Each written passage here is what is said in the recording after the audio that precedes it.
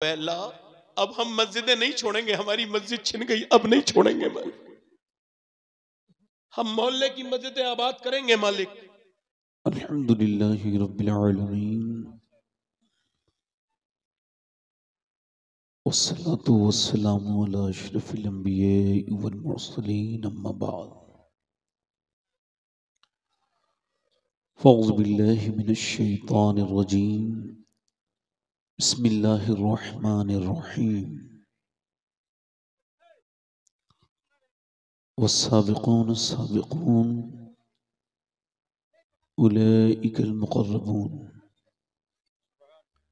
सदक़ल्लाहुल अज़ीम। क्या बात रज़ा उस चमनिस्ताने करम की, ज़हरा है कली जिसमें हुसैन और हसन फूल। तेरी सरकार में लाता है रज़ा उसको शफी, तेरी सरकार में लाता है रज़ा उसको शफी, जो मेरा गौस है और लाडला बेटा तेरा। मोहब्बत के साथ बारगाह रिसालत में दुरूद पाक का नजराना अकीदत पेश कीजिए। पढ़िए अल्लाहुम्मा सल्ली अला सय्यदिना मौलाना मुहम्मद बाद हम्द दुरूद लायक एहतराम वाजिब तकरीम मिंबर शरीफ पर तशरीफ फरमा मेरे मामे की जीनत और रौनक मुअज़्ज़ज़ उलमाए अहले सुन्नत मुअज़्ज़ज़ हुफ़्फ़ाज़ क़ुर्रा सामीन व सामियात अस्सलामु अलैकुम व रहमतुल्लाहि ताला व बरकातुहू। वालेकुम अस्सलाम। देखें आप बड़ी अफरा तफरी का मुजाहरा कर रहे हैं?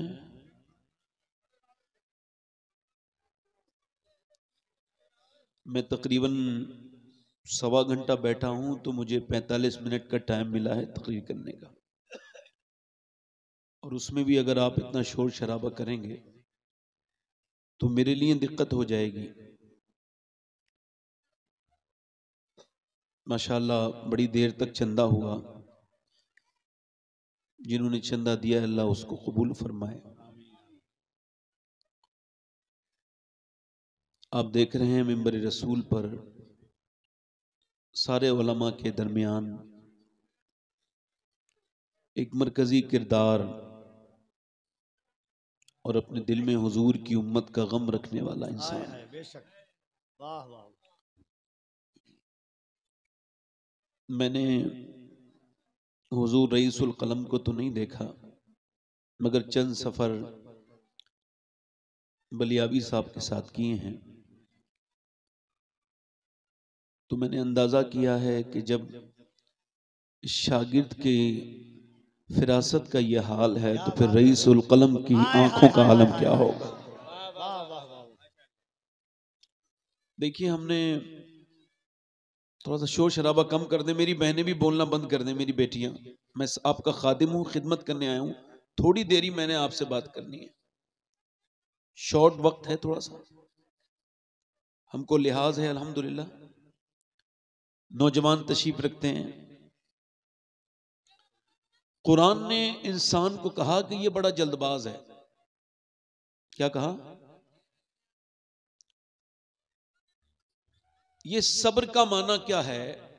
सैयदना शेख मुहियुद्दीन अब्दुल कादिर जीलानी गौसुल आजम फरमाते हैं, सब्र का माना बर्दाश्त नहीं है, सब्र का माना है अल्लाह के फैसले का इंतजार करना। जैसे कि चंडीगढ़ में एक मंदिर है, तो गैर लोगों का यह मानना है कि वहां जिसकी औलाद नहीं होती वो जाए, उसकी औलाद हो जाती है, फिर अपने बेटे को उसी बुत की शक्ल में बना के लेके जाते हैं। अभी इस बार वीडियो वायरल हुई कि वहां एक मुसलमान भी अपने बच्चे को लेके जा रहा है, कह रहा है कि ये जो बुत है ना, यहीं पे आके मेरी मुराद पूरी हुई और मुझे बेटा मिला माज़अल्लाह। उसका ईमान गया, उसका ईमान गया। क्यों? नसीब में उसके लिखा था, मगर उसका नफ्स उससे बेसब्री कराते हुए बुतखाने तक ले गया। क्या बात है। उसको मिलना तो था, अल्लाह। मगर वो चला गया उस तरफ। मेरे नबी मक्के को छोड़ रहे हैं और काबे को जब आखिरी बार देख रहे हैं, उस्मान बिन तलहा जिसके पास काबे की चाबियां थी, उससे कहा मुझे चाबी दे दे, मैं काबे के अंदर जाना चाहता हूं। उसने कहा आपको चाबी नहीं दूंगा। हुजूर ने ये नहीं फरमाया कि ला छीन लूं, ना ना, मेरे हुजूर मुस्कुराए, फरमाया मैं एक दिन तुझसे ही चाबियां लूंगा। हाय हाय हाय हाय, वाह वाह वाह वाह। एक दिन मैं, सही चाबियां लो। एक दिन तुझसे ही चाबियां लूंगा। क्या बात है। सब्र का मतलब बता रहा हूं। तकलीफ का मतलब कभी आए तो कभी अपने ईमान का सौदा न करना। कभी हालात लगे ईमान के तुम्हारे खिलाफ हैं तो सब्र करना। मेरे नबी ने फरमाया तुझसे ही लूंगा। 10 साल के बाद मेरे हुजूर जब 10,000 फौज के साथ मक्के में दाखिल हुए सहाबाए कराम के साथ, मियां आशिक तो दुनिया में बड़े लोगों के हैं, बड़े बड़े पीरों के मुरीद देखे गए, बड़े बड़े लोगों के फिदायीन देखे गए, मगर तारीख इस बात पर गवाह है जैसे अल्लाह ने आशिक अपने हबीब को दिए ऐसे किसी को नहीं अता फरमाए। नारे तकबीर, नारे रिसालत, शाने मुस्तफा, अज़मत। क्या ही ज़ौक़ मेरा इमाम कहता है, हाय हाय हाय हाय, हुस्न यूसुफ पे कटी मिस्र में अंगुश्ते ज़रा, हाय हाय। सर कटाते हैं तेरे नाम पे मर्दाने अरब। क्या बात है हुजूर। काबे की चाबी हुजूर ने फरमाया ला। एक तो जब हुजूर ने उससे कहा तुझसे ही लूंगा, गारंटी हो गई ये फतेह मक्का तक मर नहीं सकता। अच्छा है। और जब उसके पास हुजूर गए फरमाया ला चाबी, मैंने तुझसे कहा था तुझसे ही लूंगा, ले ली चाबी। जब हुजूर वापस आए तो वो समझता था कि चाबी अब मुझे नहीं देंगे।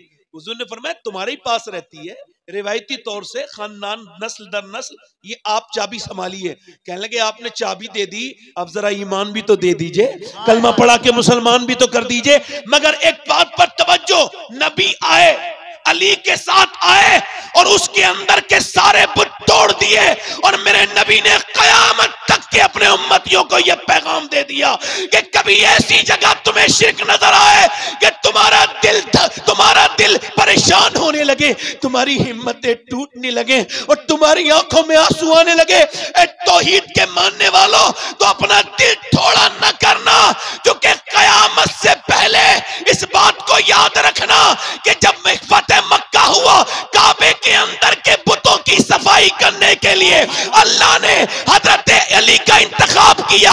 अली ने नबी के कहने पर बुतों को तोड़ा और हमारा ईमान कहता है, इसके अलावा यह भी सुनने वाली बात है कि कयामत तब तक नहीं आएगी जब तक ईसा के साथ अली का बेटा मेहदी नहीं आएगा और सारे बुतखानों को पाक न कर देगा।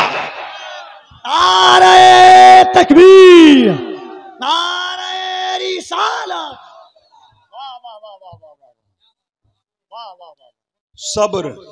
वाह वाह। क्या बोलो? और मेरी बात सुनो, ये फेसबुक के मुजाहिद ना बनो, इंस्टाग्राम के मुजाहिद ना बनो। कौन सी सरकार ने रोका है तुम्हें सजदे करने से? क्या बात है। इधर देखो, बच्चे बिगड़ रहे हैं, मियाँ के ताबास ताबीज लेने जा रहे हैं। बच्चा बिगड़ गया मेरा, बेटी बिगड़ गई मेरी। जरा ध्यान से सुनिएगा, आज की तकरीर में तमहीद नहीं है, इससे ज्यादा होती नहीं है, आज बिल्कुल नहीं है, मगर इतना जरूर है कि देखो, तवज्जो करो, बेटा बिगड़ गया, बेटी बिगड़ गई, तवज्जो करें।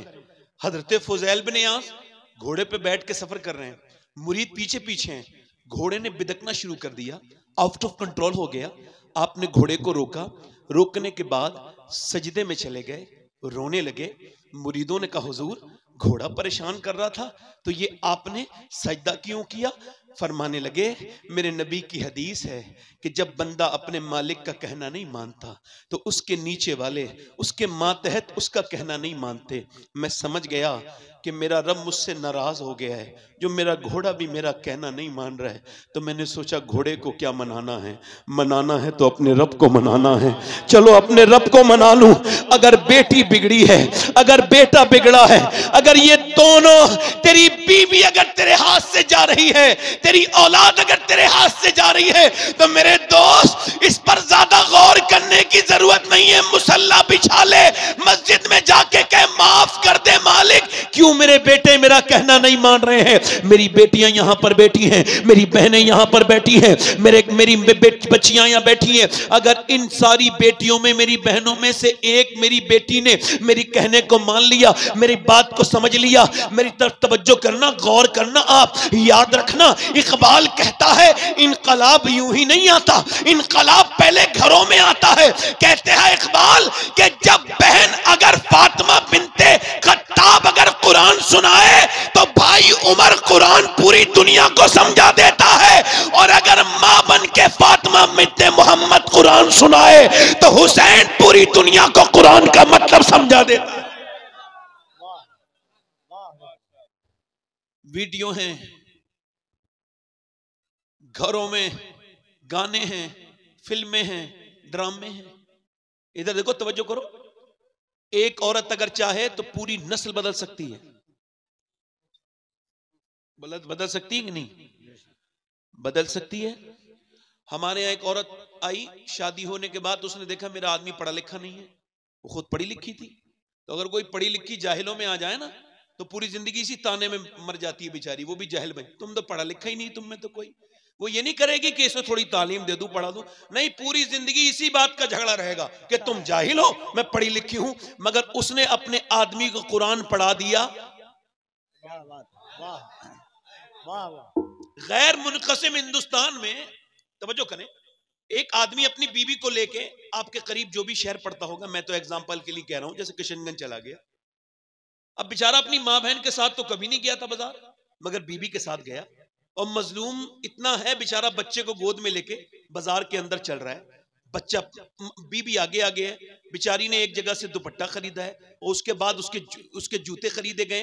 पूरे दिन से शाम तक जब लौटा थका हार के, तो बराबर की एक औरत बड़ी नेक थी, वो उसकी बीवी से बोली, ये बता, ये कभी बाजार नहीं किया अपनी माँ बहनों के साथ, मगर तूने चाहा तो पूरा किशनगंज इसने छान लिया और तुझसे उफ तक नहीं कहा। अगर तू बाजार भेज सकती है या ले जा सकती है तो अपने आदमी को मस्जिद भेज सकती है, नमाजी भी बना सकती है। वाह वाह वाह वाह वाह वाह वाह। मेरी बहनें, मेरी बेटियां, गैर मुनक़सिम हिंदुस्तान है। एक चौधरी है, उनका नाम बाज़ैद है। क्या नाम है भाई? बाज़ैद। दिल लग रहा है? दिल लग रहा है आपका? आप मुस्कुराइए जरा। आपसे दिल लगी है तो दिल लगेगा ही। अच्छा सुनिए, मैं आपको बताऊं, लोग कहते हैं हम बड़ा दीन समझ गए, मगर खुदा की कसम, ये जितने फिल्टर वाले मोबाइल लेके चल रहे हो ना, वही मान रहे हो जो तस्वीर फिल्टर करके दी है मोबाइल ने। अपने चेहरे के दाग धब्बे मानने के लिए बंदा तैयार नहीं, कहता मैं वही हूं जो मैं इंस्टाग्राम पे हूं, मैं वही हूं। ये बड़ा धोखा है, बड़ी गलत फहमी है। लोग खूबसूरत बनना चाहते हैं। हॉवर्ड ने रिसर्च किया कि बंदे का खूबसूरत चेहरा किसी भी दुनिया की चीज से नहीं होता, ना कॉस्मेटिक से होता है, ना क्रीम से, ना फेस वॉश से। फिर कह लगे इंसान के चेहरे के अंदर 126 मसल्स हैं। ये तभी एक्टिव होते हैं जब बंदा मुस्कुराता है, और मुस्कुराना ये मेरे हुजूर की सुन्नत है। सुभान अल्लाह। मुस्कुराया करें, अपने घर में जाएं तो मुस्कुराएं, माहौल अच्छा हो जाएगा। कुछ लोग इतने बदबख्त होते हैं, घर में जाएं तो बच्चे खेलते खेलते डर जाते हैं, अब्बा आ गए, ऐसा लगता है अब्बा नहीं आए, कोई फिरौन ज्यादा आ गया है। अपनी जिंदगी में तब्दीली लाइए, मुस्कुराइए, जरा मुस्कुरा के बोलिए सुभान अल्लाह। तो वो जो चौधरी हैं, तो वो जो है आपकी चौधरी हैं, उनके 2 बीबियां पहले से हैं ऑलरेडी है भाई। मैं इस वजह से नहीं कह रहा हूं कि आप दूसरी बीबी के तरफ जाएं, आप समझे, मैं सब चीजों को प्रमोट नहीं करता, ना मैं मना करता हूं। ये जायज है कि आदमी दूसरी शादी कर ले, मगर ये जायज है, क्या है भाई, और सुन्नत 53 साल के बाद दूसरी शादी करना है। अब तवज्जो है मेरी बात पे? नहीं, उन्होंने तीसरी शादी कर ली चौधरी साहब ने। 2 बीबियां पहले से हैं, 100 नौकर काम करते हैं, 250-300 बीघा जमीन है, बड़ी हवेली है। चौधरी की तीसरी बीबी आई, तीसरी बीबी ठीक मिल गई। कभी कभी बीबी ठीक भी मिल जाती है, इसको तीसरी ठीक मिली। ये क्यों कह रहा हूं? बैकग्राउंड नमाजी था उस औरत का, उसका बाप नमाजी, उसकी मां नमाजी, उसका भाई नमाजी, उसके घर में 5 वक्त की नमाजें पढ़ी जाती हैं, उसका बाप मस्जिद से नमाज पढ़ के सुन्नतें घर के अंदर पढ़ता है। मेरे नबी के बिल्कुल अपने घरों में नमाज पढ़ना सीखो। इधर देखो, हुजूर के घर में और मिंबर में ज्यादा फासला नहीं, एक दीवार बीच में है हुजूर के घर से मिंबर में। मगर अम्मी आयशा फरमाती है मेरे नबी तहज्जुद की नमाज घर में पढ़ा करते थे। फराइज पढ़ के आओ मस्जिद में, सुन्नत आके, नवाफिल आके कहां पढ़ेंगे? ताकि घरों को कब्रिस्तान ना बनाओ, वहां भी नमाज पढ़ो। कभी अपने छोटे बच्चे के साथ नमाज पढ़ के देखो, वो भी ऐसे सजदे में गिर जाएगा पट कि तुमको उस पर देख के बड़े तुमको जो है मोहब्बत आएगी।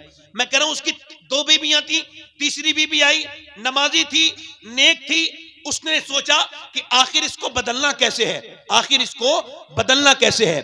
तो उसने कोई झगड़ा नहीं किया, कोई लड़ाई नहीं की, उसने तरकीब सोची। 100 नौकर हैं, कोई नमाज नहीं पढ़ता, घर में माल दौलत है, न बीबियां नमाज पढ़े न घर में कोई नमाज पढ़े, मगर एक नमाजी लड़की की एंट्री हुई। उसने झगड़ा नहीं किया, ताने नहीं दिए कि तुम सब बेनमाजी हो, तुम नमाज नहीं पढ़ते, बल्कि उसने सोचा नमाज कैसे पढ़ा, इनको आदत डलवानी है। उन्होंने ये किया कि उसने ये किया कि अपनी शौहर के पास उसने देखा कि दूध लेके जाता है उसका नौकर, तो उसने कहा आप दूध लेकर के नहीं जाएंगे, बल्कि दूध लेकर के मैं जाऊंगी। नौकर की हैसियत कितनी होती है वो तो हट गया, ये दूध लेकर के उसके पास पहुंची। अच्छा, पहले दूध ऐसे ही जाता था सादा, इसने बादाम वगैरह में उसको पकाया और बेहतरीन सुर्ख दूध करके बेहतरीन गिलास में, तरकीब देखिए नमाजी बनाने की, लेके गई और बोली चौधरी साहब लीजिए दूध पीजिए। उसने कहा मेरी 2 बीबियां तो पहले भी हैं, उन्होंने तो कभी मुझसे दूध के लिए नहीं कहा, ना वो दूध लेके आई, नौकर लेके आते, आप क्यों आई हैं? कह लगी मेरा ज्यादा हक बनता है आपकी खिदमत करने का,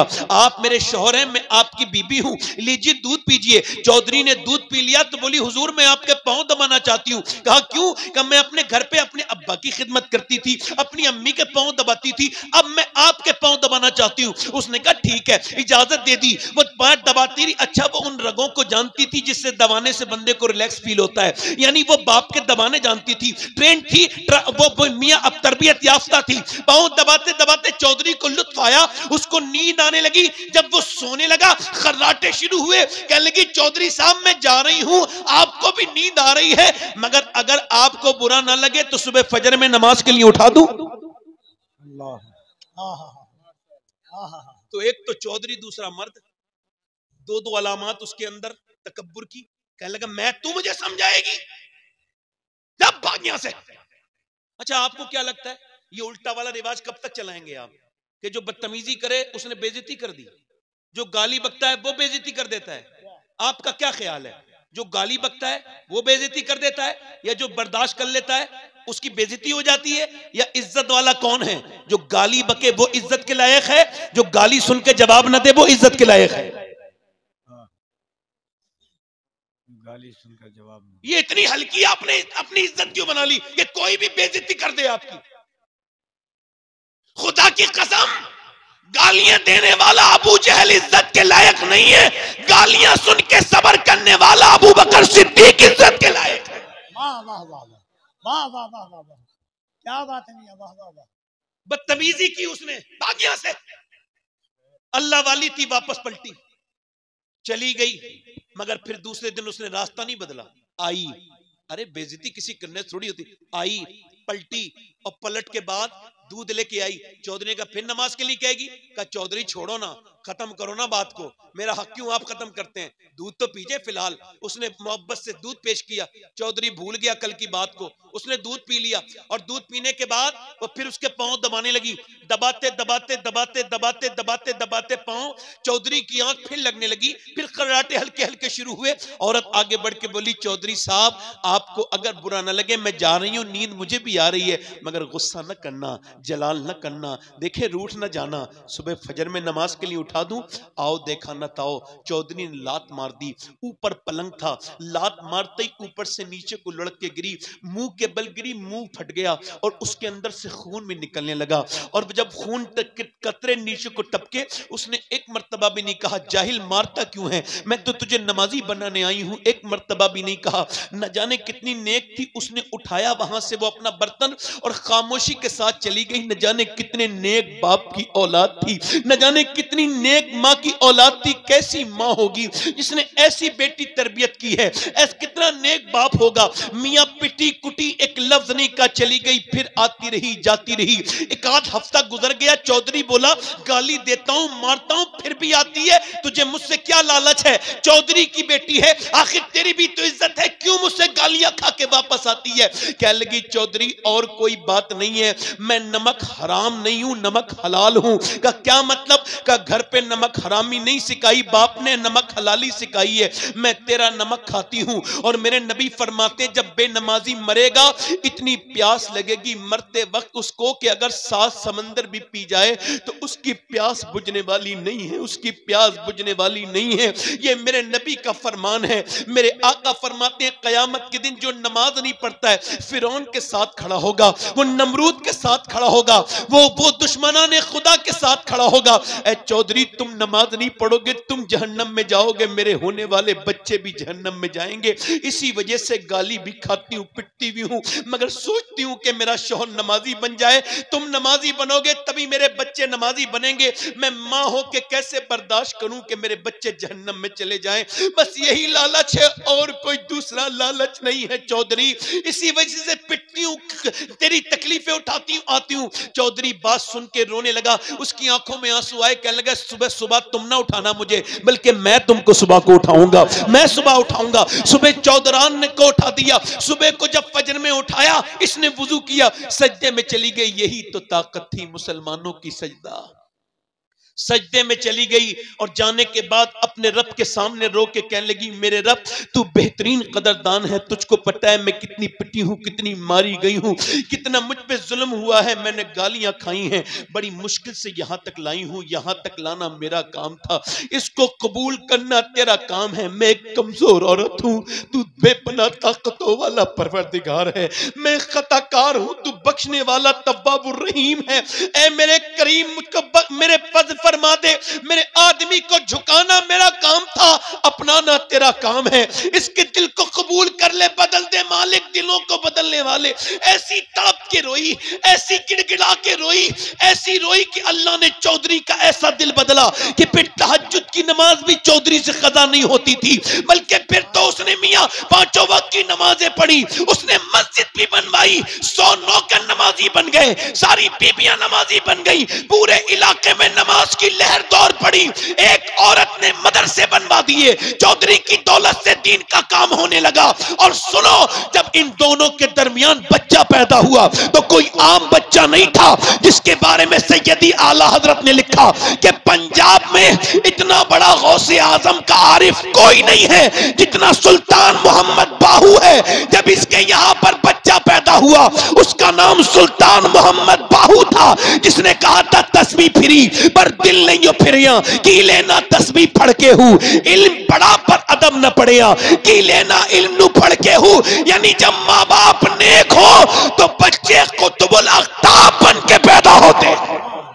नारे तकबीर, नारे रिसालत, मज़हब इस्लाम।